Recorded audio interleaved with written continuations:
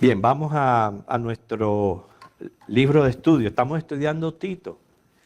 Tito, sí, es una epístola pastoral donde se le está instruyendo a este joven pastor a administrar la iglesia, a cómo lidiar con los diferentes grupos, porque cada grupo tiene sus características, tiene sus propias necesidades, y el ministro debe de tener suficiente o un conocimiento básico de lo que sería desarrollo humano, etcétera, para poder atender a la congregación. Así que buscamos a Tito, el capítulo 2, ya empezó hablándose él mismo como ministro, o a él mismo como ministro. Después le habló a los ancianos, a las mujeres casadas, y vamos a ver ahora que le habla a los jóvenes. Usted dirá, ¿y a los hombres no les va a hablar? No es parte del texto. En la Biblia sí hay suficiente también mensaje para los hombres, claro que sí, pero estamos estudiando Tito. Y en Tito 2, el versículo 6, dice, exhorta asimismo a los jóvenes a que sean prudentes. ¿No? Sí, parece simple el verso, pero esa palabra prudencia conlleva mucho, mucho que aprender. Y cada vez que la menciono, no puedo dejar de mencionarles la ilustración o la alegoría acerca de la prudencia. Por lo tanto, por lo menos a mí me enseña mucho, porque prudencia, que viene a ser moderación, cautela, sensatez, buen juicio, parecieran características prácticamente opuestas a lo que se puede ver en los jóvenes, completamente opuestas. Sin embargo, se les exhorta a ser prudentes. Y hubo un gran pintor en el siglo XVI, y usted va a recordar que esto yo lo he mencionado anteriormente, pero a lo mejor hay quienes lo escuchan por primera vez o también por los videos, que se llamó Tiziano. Él era un pintor y él representó a la prudencia en una pintura que él llamó una alegoría a la prudencia, representándola mediante, dice, un hombre con 3 cabezas. Así él puso la prudencia. Una cabeza de un joven, y ese joven miraba hacia el futuro. La otra cabeza, un hombre adulto mirando el presente. Y la tercera, de un sabio anciano mirando al pasado. Y sobre estas 3 cabezas, él escribe una frase latina, muy interesante. Del ejemplo del pasado, el hombre del presente actúa con prudencia para no hacer peligrar el futuro. Qué palabras más sabias, ¿verdad? Noten, del ejemplo del pasado, o sea, de las experiencias pasadas, el hombre del presente actúa con esto que encontramos aquí en Tito, prudencia, para no hacer peligrar el futuro.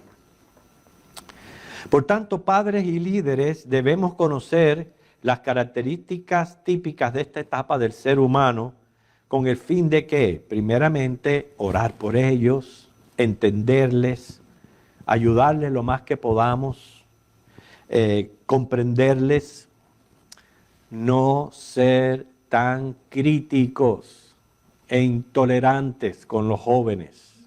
A veces nosotros los adultos somos demasiado severos, somos demasiado duros con ellos y lo que hacemos es más daño que bien. Sin obviamente comprometer nuestra moral, etcétera, debemos de ser más tolerantes con ellos para no causarles daño. ¿Por qué? Porque una vez nosotros fuimos jóvenes, ¿no es cierto?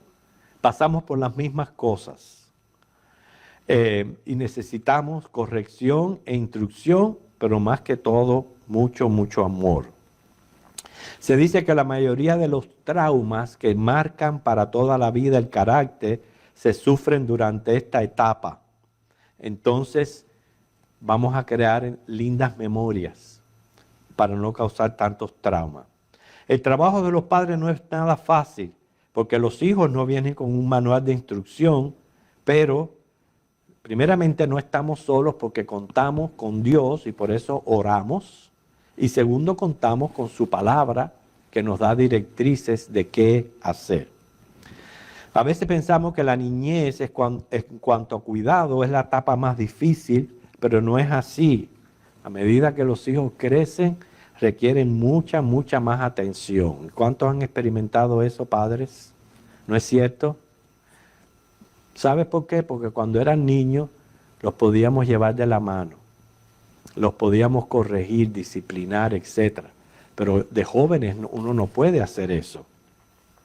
Por tanto, siempre he estimado la crianza como si fuera una carreta alada por caballos y por riendas.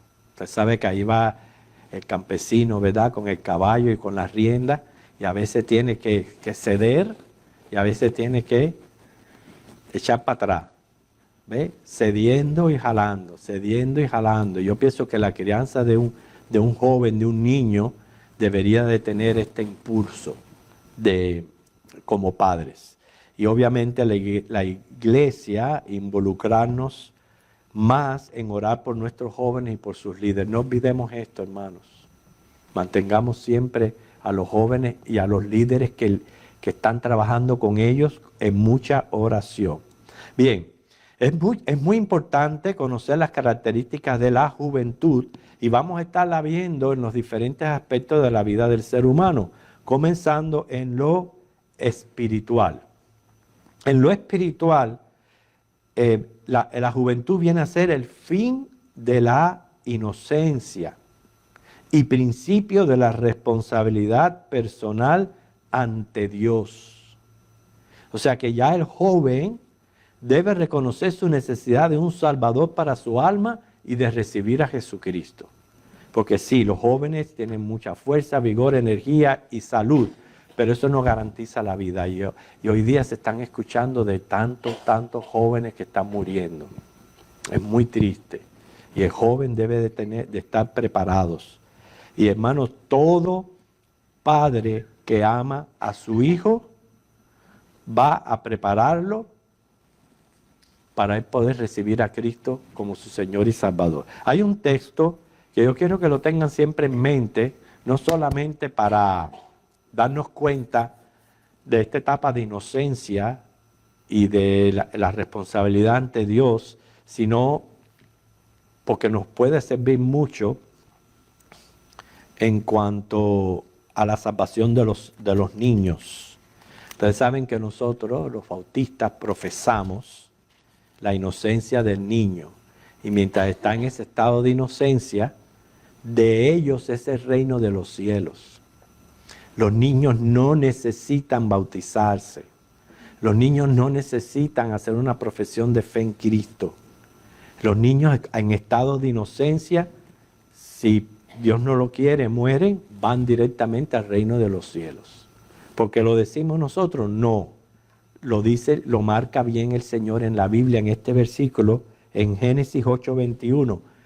Y ténganlo pendiente, si alguna vez Dios le usa para ayudar a una persona que va a bautizar un niño, o lo que sea, que usted le pueda, si Dios se lo permite, indicarle este texto para que lo tengan en mente. Génesis 8:21. Y percibió Jehová olor grato y dijo Jehová en su corazón, no volveré más a maldecir la tierra por causa del hombre. Y aquí está el texto.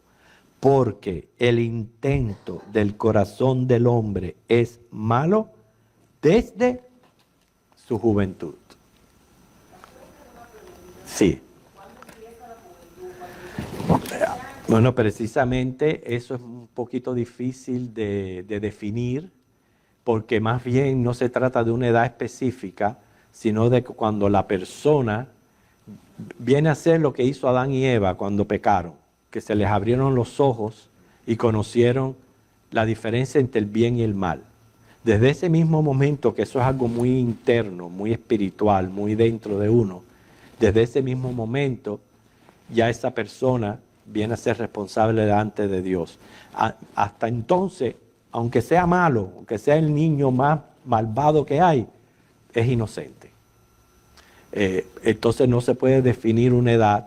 Casi siempre en la Biblia reconocían que los 12 años era cuando ya los dejaban entrar a una sinagoga, etcétera. Pero en sí, verdaderamente no podemos decir cuándo un niño pasa de inocencia a pecador responsable, porque es pecador responsable. El otro día mi nieto me hizo una pregunta y le dije, lo voy a consultar con el pastor porque no quise dar ninguna respuesta que lo desviara de sus pensamientos, ¿no? Y me preguntó precisamente eso, pastor, que cuándo él podía aspirar a bautizar. Bueno, con los niños, eso no quiere decir que con los niños no puedan llegar a bautizarse, pero tiene que ser, la idea del bautismo que yo les estoy hablando es cuando son los padres quienes bautizan a los niños. Pero si un niño, yo me bauticé a los 9 años, si un niño decide él mismo querer ser bautizado, pues entonces se procesa. Bueno, se procede con cautela, con más tiempo y con más instrucción, pero eso no quiere decir que esté prohibido bautizar a un niño. Que yo lo que sí tenía entendido por mí misma, que yo lo iba a averiguar con usted, pero que tenía entendido que preparación sí tenía que tener. Sí, claro, obvio. Si un adulto la necesita, ¿cuánto más un niño? El caso es, hermano, que este texto es el que nos deja saber a nosotros, que es la parte importante del estudio, de que al entrar en la juventud, se ha acabado con esa etapa de inocencia. Entonces es una responsabilidad ya muy grande y un peligro tremendo, porque está en juego la eternidad del alma. Por eso es que los padres tenemos que preocuparnos por nuestros hijos desde pequeños, irlos instruyendo en la palabra, creando buenos hábitos, para que cuando lleguen a esta etapa, ya entonces con facilidad y conocimiento puedan hacer una decisión por Cristo. Pero seguimos con las características, porque también en lo psicológico comienzan a desarrollarse y acelerarse procesos de independencia. O sea, tiene momentos que actúa como niño y otros como adulto. Y estos cambios hacen que este periodo sea tormentoso, tanto para padres como para ellos mismos, ya que por la inconstancia se les hace difícil sostener relaciones, muy en especial con autoridades, padres, maestros, líderes. Eso es muy difícil para ellos, sostener relaciones, especialmente con todo lo que tenga que ver con autoridad. ¿Por qué? Porque quieren independizarse. Inclusive la tendencia de muchos es que por las cosas malas que hacen, culpar a los padres. Eso es una tendencia de la juventud. Hay cambios en la manera de pensar y de hacer las cosas.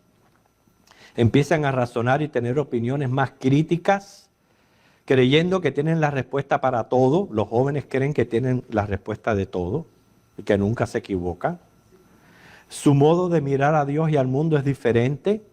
Por tanto, este cambio emocional, físico, psicológico, muchas veces lleva a jóvenes a tener conflictos hasta con su propia identidad. En la mayoría de los casos, el hogar se convierte en su campo de batalla y las amistades en lugar de refugio. Ahora podemos entender, oyendo estas características, por qué es tan peligroso lo que está ocurriendo hoy en las escuelas, lo que se está tratando de prohibir el gobierno, de que no se siembre en los muchachos tendencias homosexuales y cosas así, porque es que esta es una etapa muy, pero muy peligrosa y muy difícil. Esta transición niño-joven es difícil de definir y varía en las personas dependiendo de muchos factores, como desarrollo hormonal, desarrollo físico, intelectual, emocional, el desarrollo del ambiente familiar, traumas sufridos, la alimentación y la salud. Todos estos factores influyen en esta etapa. En lo físico, comienzan las modificaciones del cuerpo, o sea, están en una fase en sus vidas que aunque el cuerpo ya está dispuesto a procrear, no lo están psicológicamente para formar familia. Y en la pubertad el crecimiento es muy, pero muy intenso, pero no es uniforme. Por ejemplo, tanto los brazos como las piernas crecen más rápido que la columna vertebral. Usted dirá, ¿y eso qué? Bueno, eso es lo que hace que sean desajustados y torpes. A veces se le caigan fácil las cosas o esto o lo otro, es por ese desajuste físico. Experimentan mucha hambre, mucho sueño, vagancia. O sea, todo esto hay que tenerlo en consideración. Y por tanto, el adolescente cristiano debe de ser santo, 1 Tesalonicenses 4:3, en cuanto a relaciones sexuales, porque van a querer experimentar todas estas sensaciones nuevas en sus vidas. Y gracias a Dios que en la Biblia tenemos buenos ejemplos de jóvenes igual que ellos, que supieron mantenerse firmes y fieles en el Señor.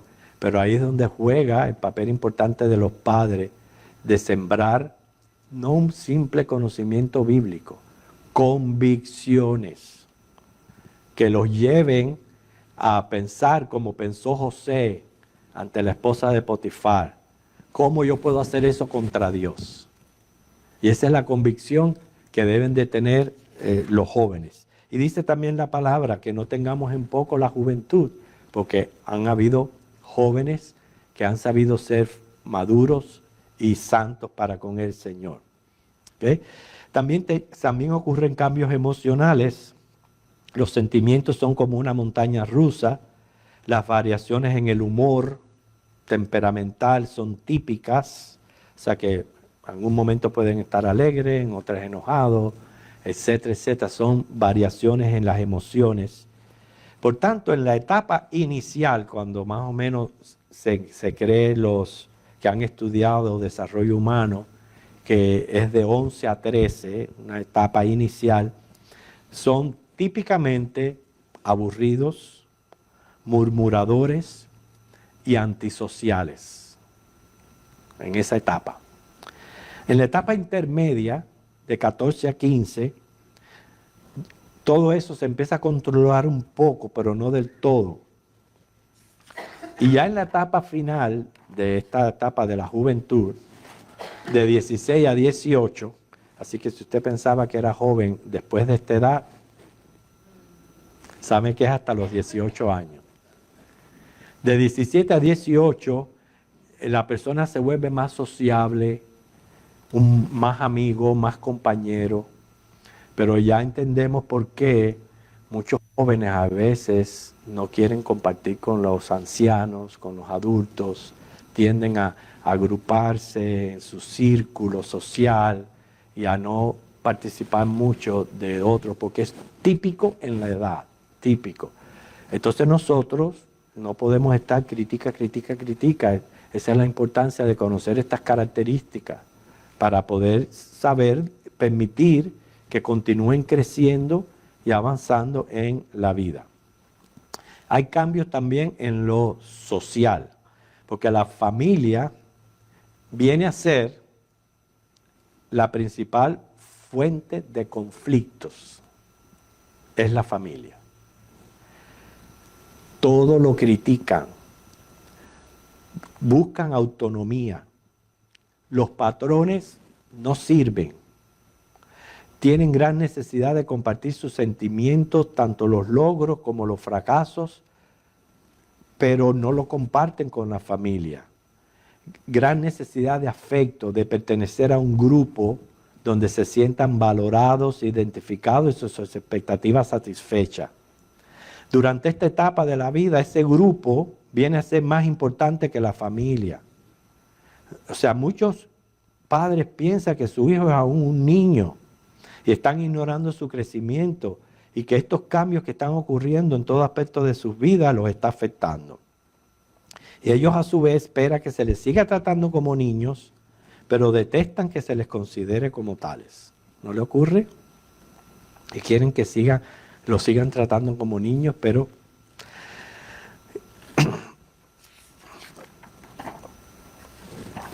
Este es el mejor momento para, sin dejar de dejarles saber que somos sus padres y que nos deben respeto y autoridad, de hacernos sus amigos y sus consejeros.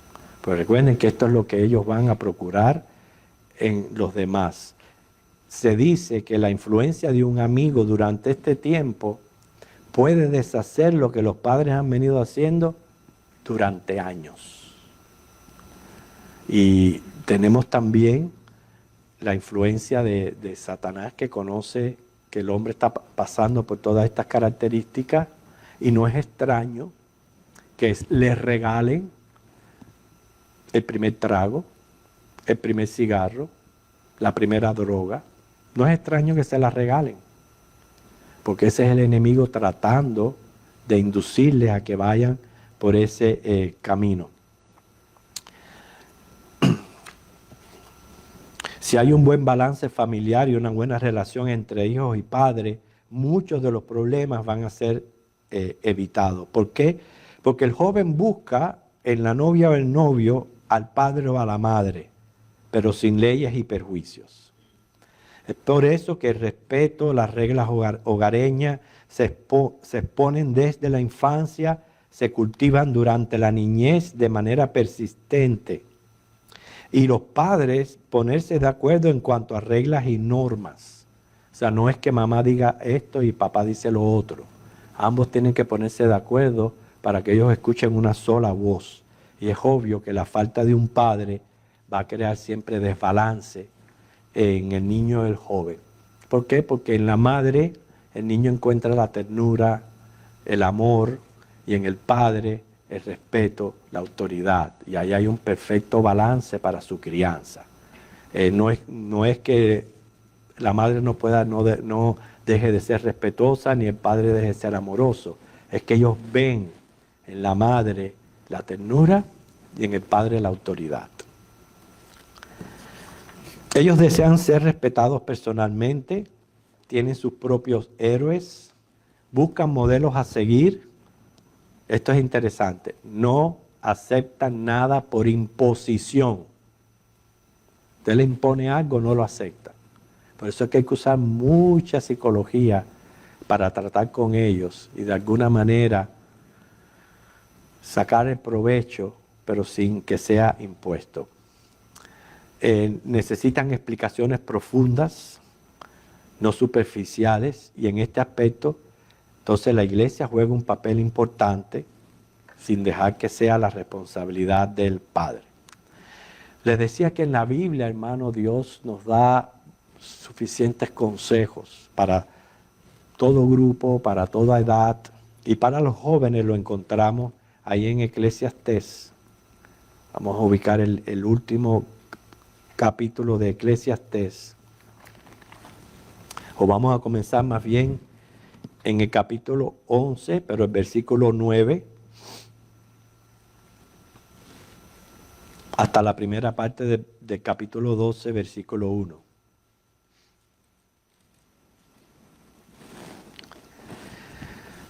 Este es el consejo que encontramos en la palabra para los jóvenes. Dice: alégrate, joven, en tu juventud, y tome placer tu corazón en los días de tu adolescencia, y anda en los caminos de tu corazón y en la vista de tus ojos, pero sabe que sobre todas estas cosas te juzgará Dios.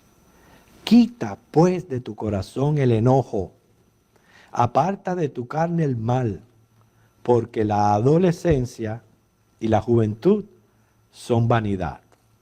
Acuérdate de tu Creador en los días de tu juventud, antes que lleguen los días malos. Fíjate que dice: alégrate y disfruta la adolescencia, porque pasa pronto, los va a marcar para el resto de la vida, y porque en este tiempo se trazan sendas por lo que caminarán para el resto de la vida. Se dice que en las heladas regiones de Alaska, un esquimal estaba haciendo un camino por entre la nieve. ¿Qué hace?, le preguntó un turista curioso. Hago una trampa para conejos. ¿Pero dónde está la trampa? La trampa no la pondré sino hasta dentro de 2 semanas. ¿Cómo así? Bueno, yo primero arreglo el caminito para que los conejos se vayan acostumbrando a él.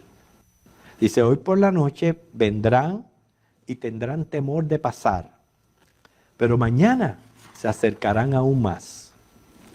Y poco a poco, después uno de ellos lo cruzará y se irán familiarizando con él hasta que lo usen con frecuencia.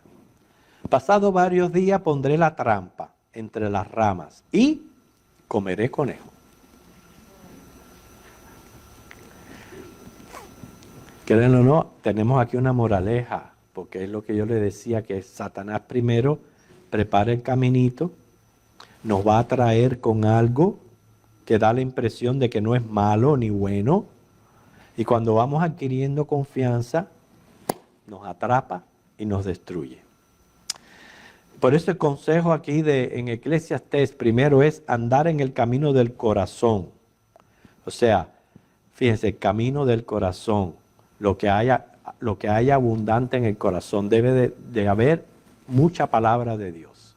Y de eso nosotros los padres nos encargamos. Dice, en la vista de los ojos, o sea, observando, apreciando, dejando, tomando, escogiendo, adquiriendo experiencia, aprendiendo lo que es conveniente. Quitar del corazón el enojo. ¿Por qué? Porque el enojo afea la personalidad y ennegrece el corazón. Apartarse del mal. ¿Por qué? Porque daña la conciencia y deja secuelas. O sea, no ser un antisocial, sobre todo con los mayores. Y acordarse del Creador, porque definitivamente un día lo juzgará y la juventud no es para siempre. En fin, Tito, como joven al fin, él mismo debía ser un ejemplo de buen cristiano ante la juventud a la cual él iba a ministrar en la iglesia. ¿Por qué? Porque sí, la juventud es bella, pero es vanidad, pronto pasa. No es para malgastarla, sino para aprovecharla, para prepararse para la vida, dedicarla a Dios. Hay una estadística muy triste que afirma que un alto porcentaje de los jóvenes que comienzan sus estudios universitarios se apartan de la fe. Porcentaje bastante alto. ¿Qué factores influyen que alimentan esta estadística? Puedo pensar en muchos como son, según 2 de Timoteo 2:22, pasiones juveniles. Segundo, la presión estudiantil, la presión social que ejerce, la demanda de los estudios, de las carreras. Pero para mí, un factor determinante es salir del hogar con la mayoría de edad y creer que porque son mayores de edad pueden hacer y deshacer y no le tienen que rendir cuentas a nadie y que son libres. Y eso es muy triste porque en esa mayoría de edad pueden pensar que ya son fuertes y que ya están libres del yugo paternal. Pero nunca se pueden liberar de Dios. Nunca. Y el consejo de Dios es que precisamente no usen la juventud para que después tengan que sufrir secuelas y daños, cicatrices, y muchos inclusive no llegan a pasar la juventud por las malas decisiones que tomaron durante esa experiencia. No salen vivos de sus estudios universitarios debido a la necedad de la edad.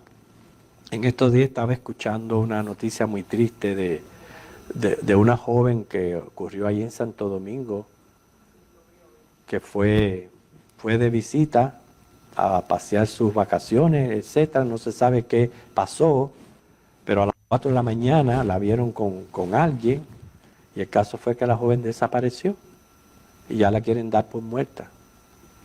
No salió de esa edad. Malas decisiones.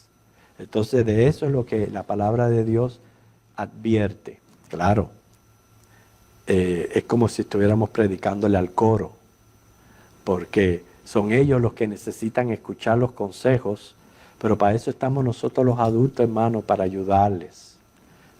Muchos tenemos hijos en esta edad, o nietos. Si no tenemos hijos y nietos, los vamos a tener. Por tanto, tenemos que nosotros mismos prepararnos para poder ayudarles con un balance. Lo más importante aquí para el joven es balancear amor con autoridad y que la balanza no se vaya para ninguno de los dos lados, porque cuando se es demasiado estricto, severo, crítico, intolerante, en una edad donde se está tratando de autoindependizar, eso le está haciendo más daño. Y cuando por un lado es mucho amor, mucho esto, mucho lo otro, y no autoridad y respeto, ahí es donde se les dice que se están malcriando. Entonces, también se le hace daño. Entonces hay que mantener un buen balance. ¿Ok? Se le preguntó un día a un granjero que criaba caballos, que cuál era la mejor manera de él criar a sus bestias. Si en un campo completamente en un establo cerrado, en un campo que estuviera alambrado o sin alambre y sin cercas. Y él dijo, mira, en un establo cercado, el caballo no se desarrolla. No puede desarrollarse. En un campo abierto se puede perder y nunca más regresar. Así que lo mejor es un campo abierto pero cercado. Esa es la mejor manera de criar a un caballo. Es la mejor manera de lidiar con los hijos, nietos, jóvenes. O sea que dándoles la libertad, también que aprendan respeto. Y les voy a poner un ejemplo. Vamos a suponer que tenemos una niñita. Y esa niñita la estamos preparando el domingo para la iglesia. Y la niñita quiere ponerse un vestido rosado. Y viene la madre y dice, pues no te vas a poner el vestido rosado porque el que yo escogí para ti es este vestido azul y este vestido azul es el que te vas a poner. ¿Ven ahí la diferencia? Dale la libertad. No estamos hablando de nada malo, pero simplemente que desarrolle su autonomía y su libertad en las cosas que son lícitas, en las cosas que puede, y no tener tanto control sobre los muchachos de manera tal que los ahogue y se sientan atrapados, porque eso es más perjudicial. Yo tengo aquí una carta, yo creo que me va a dar tiempo a leerla, yo leo rápido, porque ya con ella voy a terminar, pero es muy interesante, porque viene de una madre que dice, algún día cuando mis hijos sean lo suficientemente adultos como para entender la lógica detrás de las motivaciones de un padre, les diría, te amé lo suficiente como para preguntarte a dónde ibas y con quién y qué hora regresabas a casa.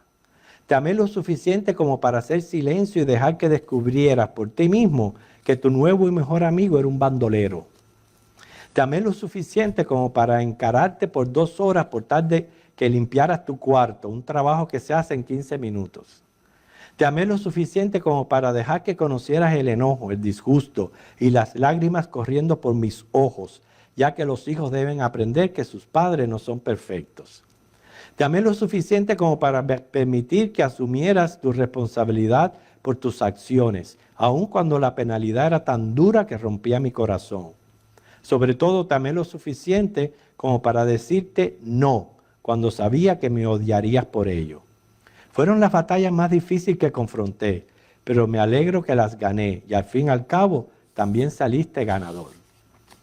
Un día también serás padre y cuando tus hijos crezcan lo suficiente como para entender la lógica detrás de las motivaciones de un padre, te preguntarán, ¿era tu madre dura contigo? Sí, la más dura e implacable de todo el mundo. Porque mientras que otros niños comían caramelos para el desayuno, nosotros tuvimos que comer cereal, huevo, tocineta y tostadas o pancake. Mientras que otros niños comían comida chatarra con Coca-Cola para el almuerzo, nosotros comíamos empanerados y para la cena carnes y brócoli. Insistí en saber dónde estábamos todo el tiempo. Parecíamos convictos en prisión. Tenía que conocer nuestras amistades y qué hacíamos con ellos. Si le decíamos que íbamos a estar fuera por 1 hora, mejor que fuera por menos, nunca por más. Nos da vergüenza admitirlo, pero tuvo la osadía de hacernos trabajar desde niños, en contra de la ley, porque los niños no tienen edad para trabajar. Nos hacía fregar, tender nuestras camas, aprender a cocinar, planchar, pasar la aspiradora, hacer el lavado de ropa, botar la basura y todo tipo de trabajo cruel. Pienso que Don Mida pensaba en más cosas para obligarnos a hacer. Insistía en que siempre le dijéramos la verdad, nada menos que la verdad. Cuando ya fuimos adolescentes parecería que leía mente y tenía ojos en la parte de atrás de la cabeza. Sí, hijos, la vida en ese tiempo fue durísima.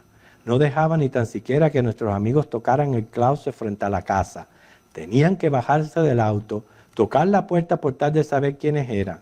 Todos los demás tenían sus noviecitos desde 12 o 13 años. Nosotros tuvimos que esperar a los 16. Por culpa de nuestra madre, dejamos de experimentar muchas cosas que otros pudieron hacer. Inclusive, ninguno de nosotros jamás fue arrestado robando, ni vandalizando, todo por su culpa. Ahora que nos fuimos de casa y somos gente educada, honesta, gozamos de buena salud, prestigio y sabemos hacer de todo, estamos haciendo todo lo posible por ser padres duros e implacables. Pero bueno, lo que hemos acabado de decir más bien es que lo más saludable es siempre mantener un balance con nuestros hijos de amor y de autoridad. Que el Señor les bendiga, hermano.